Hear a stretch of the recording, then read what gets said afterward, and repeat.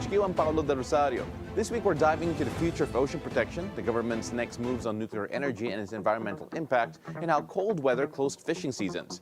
Now, global supply shortages are also affecting the price and availability of our daily fish. We'll dive into that. Now, in Iloilo City, leaders and experts from 7 Asian nations gathered for the Asia Regional Large-Scale Marine Protected Area Workshop led by ZSL Philippines in partnership with the Blue Nature Alliance and Big Ocean. The workshop highlights regional collaboration, the future of ocean protection, and bold steps towards the global 30 by 30 target. Here's my conversations with Edwina Garchitorena, the country manager of ZSL Philippines.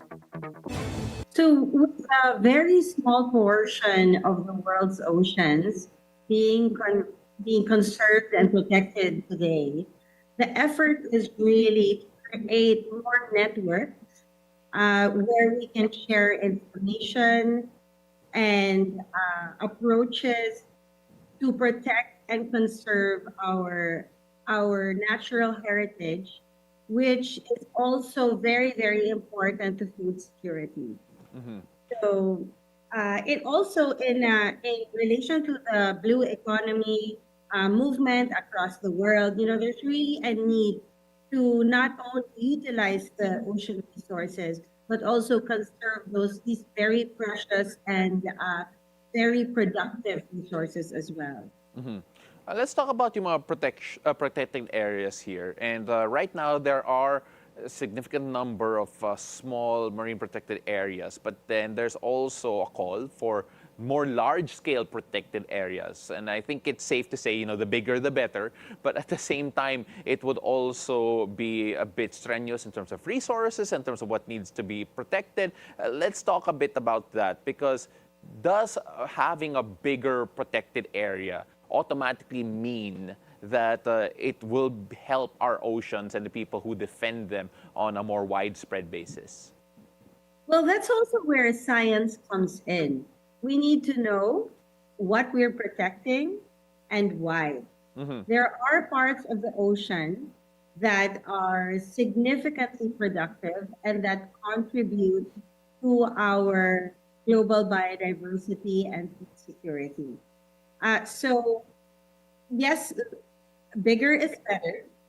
And also, we need to bring more science and understanding in to define the areas that are very productive, that are very unique, and that are highly biodiverse, so that these can be conserved. Mm-hmm. And part of the work that we're doing is to share information about these areas so that we can protect them better. Mhm. It's really interesting because it feels like the right areas also have to be chosen when it comes to yung conservation efforts po natin. When we look at the issues that you do face when it comes to protecting especially large areas of the ocean, we have to talk about climate change, we have to talk about illegal fishing, and of course yung weak enforcement ng mga regulations natin both at the local and of course the international level. When you take a look at all of these challenges, just what can organizations like yours and of course having regional workshops like this do to help address those issues and make it less of a problem in the hopes of marine conservation? So what we do know is that there are shared areas and shared stocks or shared fish species that we all fish in this region. And understanding those better, understanding how we use them, and understanding how they contribute to the economy is part of this journey of this learning that we're trying to promote these regional workshops. Mhm. Only when we understand better through our community knowledge and science how these areas are used and how these resources are used can we begin to protect them better, Mhm. and also define the ways that we can protect them, whether it's through enforcement, education, or NGO and community action. Mhm. Well, this also entails, given what you're mentioning, especially when it comes to the knowledge and, of course, yung economics, that you do involve yung mga coastal communities, especially those which are directly adjacent to these protected ocean areas. Is that right? Absolutely. We know that communities actually have a better understanding of the fisheries resources that they interact with every day. And a lot of what we're trying to do is to understand how communities use these resources so that we can support them, but also support conservation. Mm-hmm. Now, without community engagement and involvement, conservation cannot happen. Yeah. We talk about the communities, but then a main thrust of your workshop ninyo was stronger policy making, or at least governments trying to speed up the creation of larger scale marine protected areas. When you take a look at the role of government, I know NGOs are trying to do their part, but then just how much weight does government action actually have when it comes to this protection effort? Well, in the end, of course, the government has to work with communities, NGOs, in order to conserve these areas. No one agency or organization can do it alone. And we're very fortunate with the Bureau of Fisheries and Aquatic Resources, which has formed multi-stakeholder and multi-sectoral management groups that help them to conserve these fisheries resources and marine biodiversity. Mm-hmm. So the fishery management uh, bodies or boards, which are composed of municipal, local chief executives, fishers, youth, and NGOs, as well as scientists, really work together to understand our areas better and to figure out how to protect them better. Yes. We talk about the blue economy, we talk about the protections, and of course, having larger protected areas. I referenced it a while ago, the resources required to actually maintain all of this. When we talk about ocean protection, of course, there is a need for stable funding. Now, when we take a look at what can be done or what options are there any options that your workshop has identified on how we can actually sustain financially these large-scale MPAs should they actually happen? So what we understand as well, okay, is that the government also does not have sufficient resources to protect the Philippine oceans. And in this past year or two, uh, the peace development assistance is also shrinking. So we're relying as well on philanthropic donors and the private sector to come in and help us find those sustainable finance solutions that can we can consolidate for long-term uh, support of our oceans. What I'm saying is that we can't rely on government for all the funding, but we can actually bring our private sector and philanthropy in and establish longer term Solutions. frameworks and solutions. When we return, I'll share my discussion with Director Patrick Aquino on the government's next steps for nuclear energy and its environmental impact. Don't go away. Weather HQ will be right back.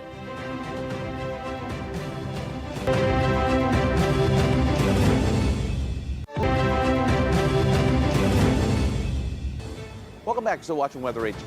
The DOE-led interagency panel is conducting a thorough study on the environmental impact of nuclear energy. Now, to help us break down these developments, here's my interview with Patrick Aquino, the head of the Energy Utilization Management Bureau of the NEPIAC Technical Secretariat.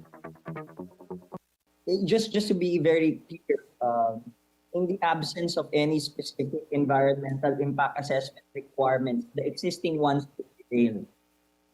But because we require nuclear is very specific, it's very scientific, we're moving towards coming out, of course, to the Department of Environment and Natural Resources with specific rules on environmental impact assessment requirements for nuclear power projects.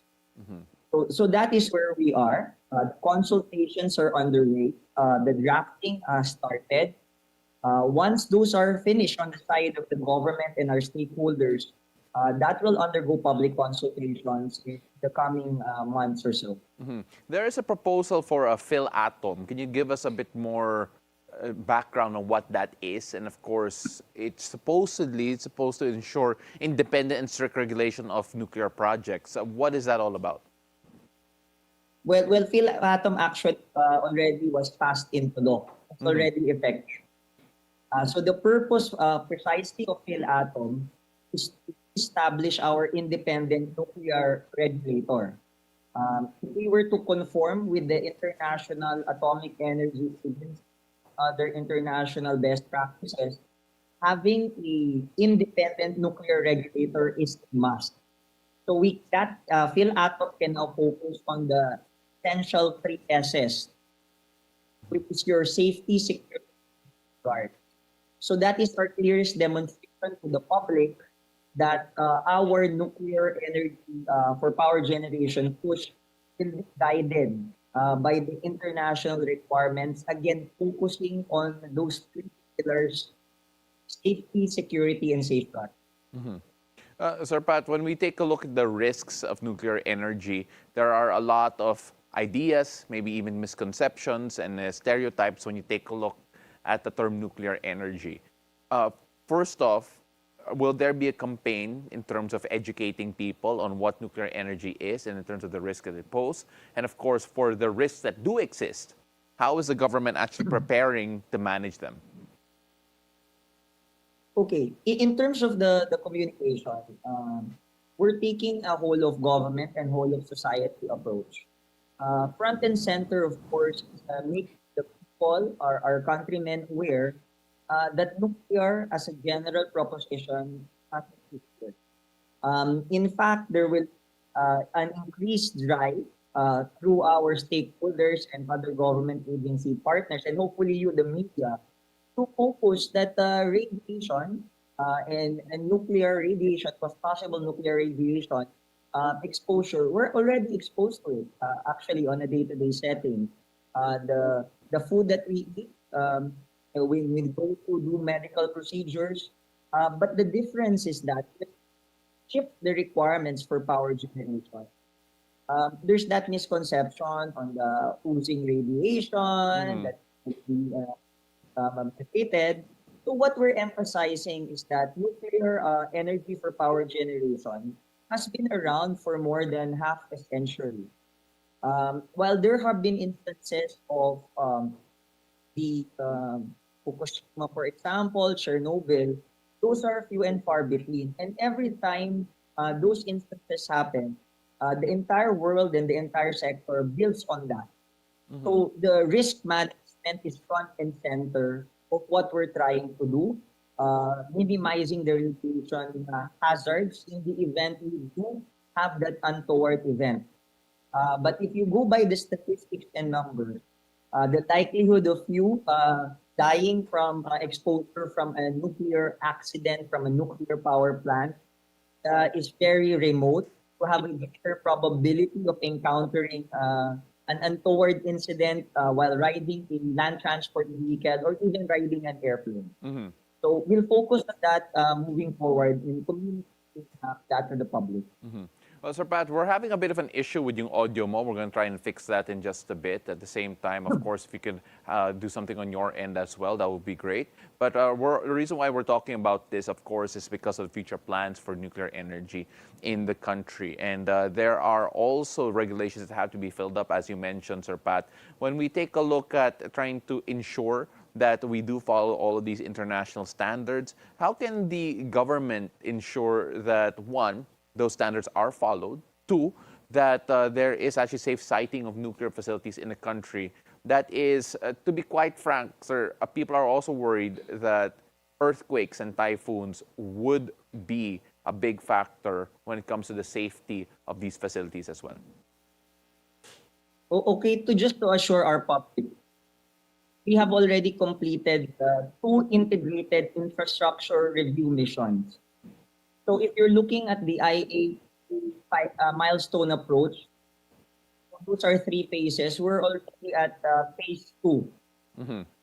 In terms of securing, let's say, the confirmation of ratification on conventions and treaties for the civilian nuclear, that's pending right now at the Senate.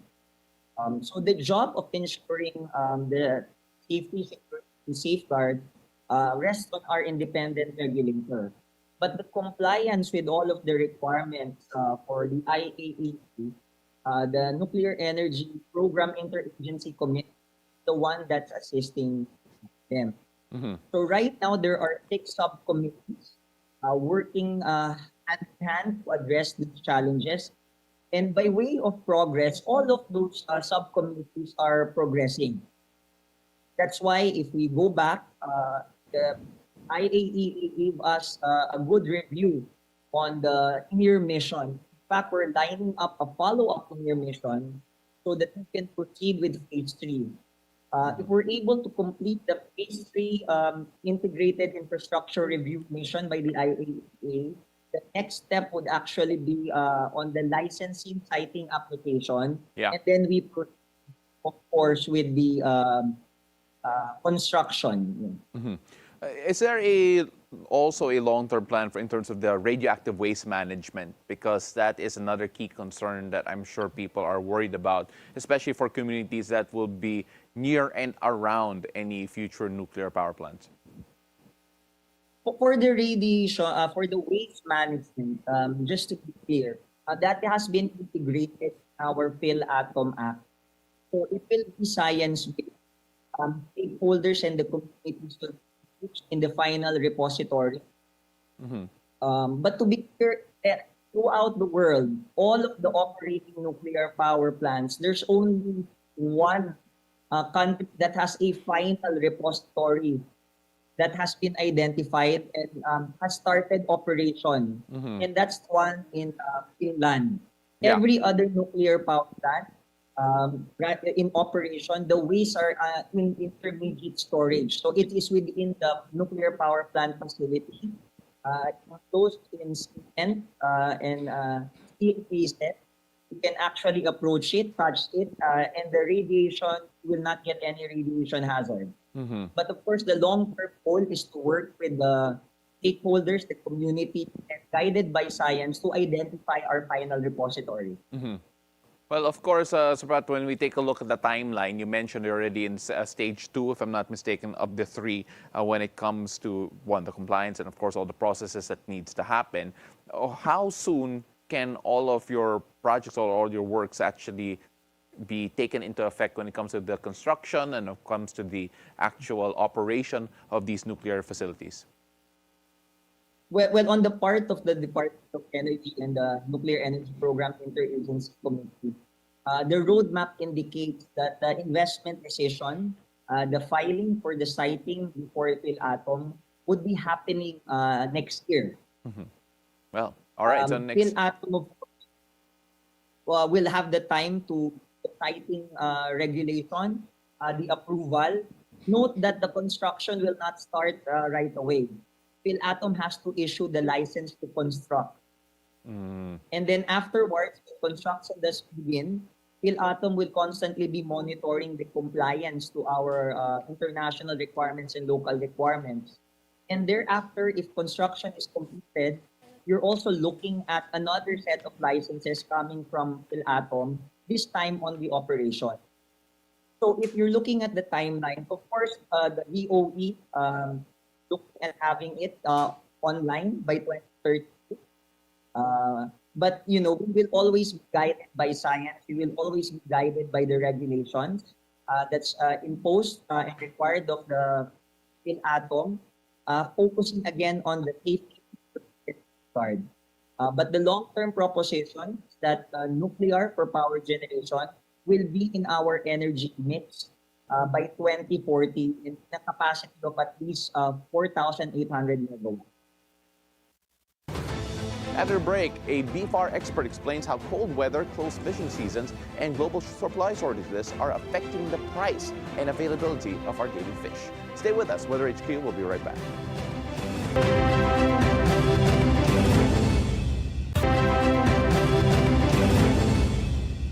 Welcome back. This is Weather HQ. Now, with the onset of colder weather, many are asking how the drop in temperature is affecting our fish supply, from the slower growth of bangus and tilapia to the effects of the closed fishing season, as well as supply shortages. Now, to help us understand what's really happening and what to expect in the few weeks ahead, here's my interview with BFR Chief Information Officer Nazario Bruguera. Specifically for milkfish, milkfish is a tropical or warm water species. They actually thrive better in warm waters. So it is natural that cold weather affects their growth. So when the weather is cold, just like other types of fish, as you mentioned, tilapia also, their metabolism slows down. So as a result, they eat less, which leads to slower growth. So yun yung characteristics kasi ng bangus pag malamig, hindi siya masyadong kumakain. So talagang hindi nagiging mabilis ang kanyang paglaki.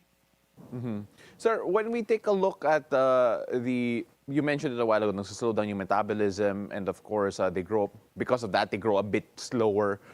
How does that actually affect yung timeline for yung mga fisher folk po natin, those who actually raise mga bangus and tilapia, in terms of actually bringing yung fish to market nila?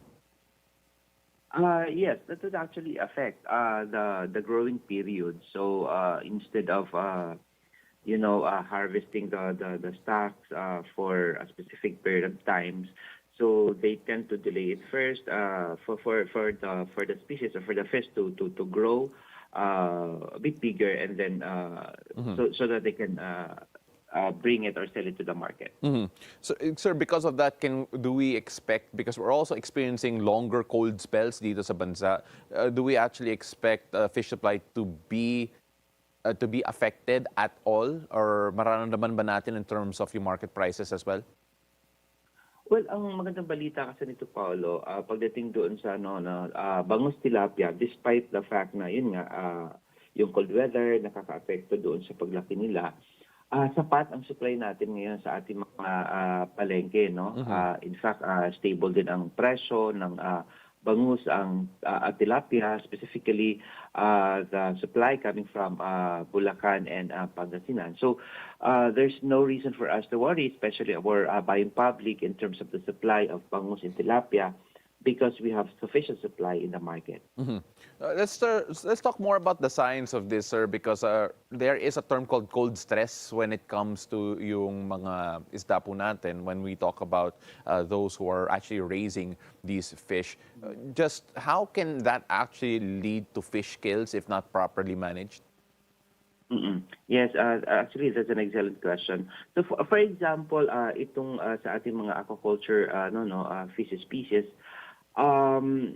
the farmers has to take note that when cold weather is happening, and there's really a tendency for their stocks to eat less because of that slow metabolism, what they can do is actually to reduce the feeding rate for their stocks. Dapat dahan-dahanin lamang yung pagbibigay ng feed sa mga alaga kapag ganitong malamig ang panahon, dahil nga hindi sila nakakakain.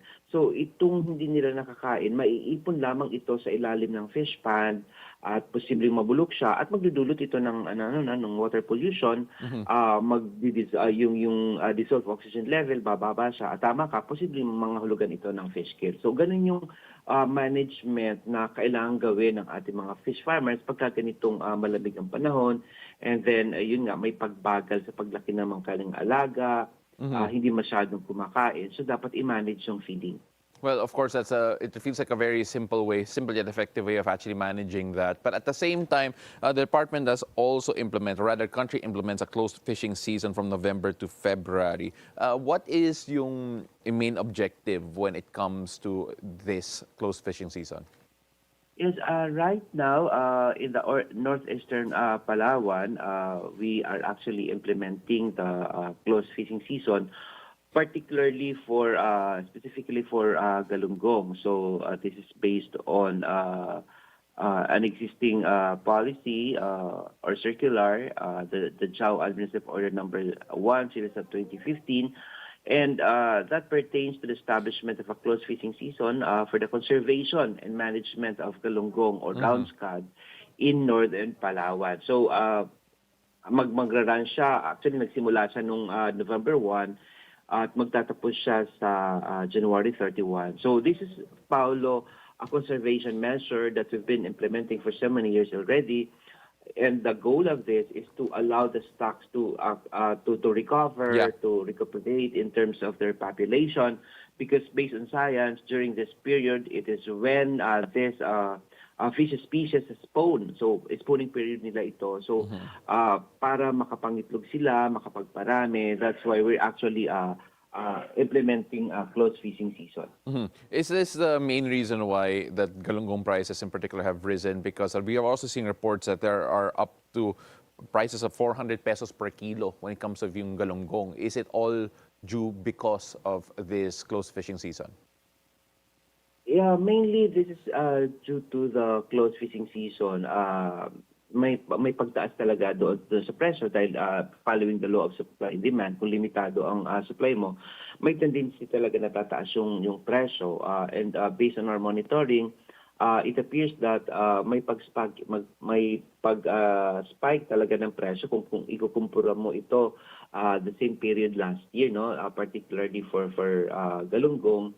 And well, one of the mitigating measures that actually the Department of Agriculture to the Bureau of Fisheries and Aquatic Resources has implemented is to allow a temporary importation. But it appears that even from the countries where we source out this galunggong, yung round scad, ay may limitasyon din sa supply. So kahit inalaw yung importation, medyo limitado rin yung pagpasok ng supply dahil mismo doon sa pinagkukuhanan ay mayroon ding limitasyon. Ito yung dahilan kung bakit nakikita natin may pagtaas ng presyo sa ating mga palengke. Pero ang sinasabi natin, nagsalita na rin ang aming kalihim, Secretary Francisco Tio Laurel, sinabi na niya na, well, marami naman kasi tayong alternatives, no? Nandiyan nga yung bango sa tilapia na sinabi ko na kanina, I've mentioned earlier on, there is sufficient supply. There is no shortage when it comes to tilapia and galunggong.